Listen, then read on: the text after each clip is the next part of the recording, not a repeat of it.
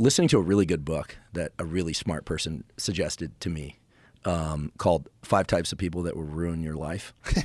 And I only wish I had read it years ago. And here's the main takeaway, that there are about 10% of people out there, and it cuts across all the standard labels of like narcissist and borderline and all that. Like they include some of that, but they depart from that and they just focus on what. This is a guy who's a psychologist. It's written by a guy who's a psychologist. He's worked a lot on conflict resolution over the years, courtroom type stuff, et cetera. And he says in this 10% of people, they are high conflict people. But within, they like conflict. They feed off it. They like drama. They like conflict. They like creating it. But within that category, it's pretty evenly divided, he claims, between women and men. And then there's a further division where about half of them play passive and victim, but are highly manipulative. They use other people to try and basically harm. Yeah. And then the other 5% are very like aggressive and abrasive. And so he has this great set of protocols. I love protocols that are essentially like, don't move in with, marry, or get engaged to, or have a child with somebody in the first year. And this cuts in both directions. Just don't make that agreement in year one. As well as for any behavior that kind of cues those senses, gets your spidey senses up like you were describing, ask yourself, would 90% or more of people do that behavior? And if it's a no, like you have to pause. In other words, what he's saying in this book is that most people are actually pretty healthy, but that most of the woes of the world are created by about 10% of people, which he calls these high conflict people. But they don't always come out high conflict like screaming and yelling. They're often very tactical and manipulative and very vindictive. They'll leverage victimhood. They'll leverage a lot of different things. And again, cuts across men and women equally, he claims. And again, I don't know the data behind this book, but the book itself just feels like a very useful thing that everybody should know about. So I'm enjoying reading this book going, oh my God, I wish I had this book years ago. Plus, I'm realizing like, oh yeah, like we always hear this, like most of our problems come from a very small set of people and things. And most of society's problems. And so who are these people? So we tend to call them narcissists or sociopaths or psycho, but those labels, while very useful in the clinic, I think have been overused in the general public. And like, we're not clinicians. We're not diagnosing anybody. And so, but difficult people that can ruin your life abound. But it turns out it's only about 10%.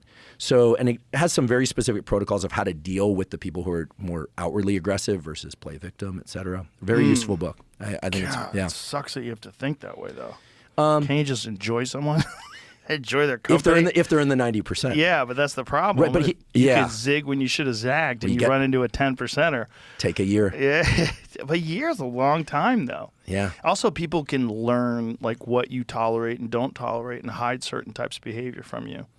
Yes. Yeah, which can be a real issue. Oh, I've definitely experienced that. And it's, and again, I think we are often, you mentioned the relationship between erotic and manipulative and crazy, or just erotic and crazy. I think there's also that when we finally receive the sorts of, I don't know, love or affection, it's not always sex. It's not always sexual, right? Right. Like somebody like, I don't know, like rubbing your feet or paying a little extra attention to what you say or something. For some people, that's intoxicating. A lot of it is paying attention to you. A lot of it is like listening to what you have to say or asking you questions about your thoughts and your feelings, which a lot of people are unaccustomed to.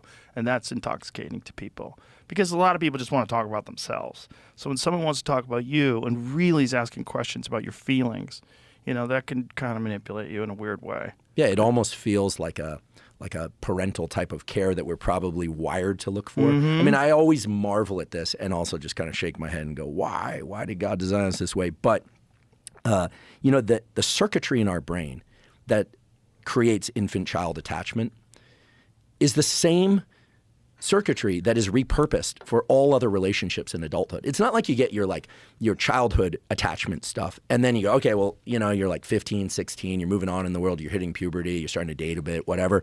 Now let's like work with a different set of mechanics, a different set of algorithms. No, it's the same set of algorithms repurposed. We know this based on the studies of infant-parent attachment and on the basis, or infant caretaker, and on the basis of studies of romantic love. It's the same circuitry. So you're using a set of algorithms and circuitry that were designed for one thing in a very different context. That's interesting, and this probably makes sense why a lot of men with like very overbearing mothers seek overbearing wives. Yeah. Yeah, I've learned so much recently about just how it is that we can lose our vision of like other people, right? Like and I think this thing that we hear, like manipulation, it often sounds like, oh, it's like really like tactical. Someone's rubbing their hands. I think the really tricky part about it is I do think that most people in the world are just like doing their best to feel safe, to get their needs met. I think there are very few evil people. Right. But in this sort of pattern of repurposing childhood attachment patterns and then people bringing that forward into their adult attachment patterns, I think what ends up happening is that people, quote unquote, trying to get their needs met, oftentimes like the worst ones, sometimes it's called trauma bonding, but they kind of go lock and key. Or somebody identifies somebody that's really healthy and they're like, them. I'm going to latch onto them because like they're healthy you'd say, well, the healthy person should be able to spot all the landmines. But if somebody's able to really tap into like something you didn't have or something that just feels like oxygen, right? Goodness gracious, like you could be the smartest, most well acclimated person with the best parents or whatever upbringing, which most people aren't, but some people do have that, and still fall kind of into this fog that is like, gosh, like you want to be with this person, but it doesn't feel good, that mishmash. And I think the thing I've learned clearly is that when you feel that trepidation, run, don't walk. Like it's not like the gray zone is actually the thing to just exit fast. Gray doesn't mean like hover and check it out and like run some experiments here. A ticking bomb. Get out. Yeah, exactly. Run. Just run. Yeah. Just run. It's also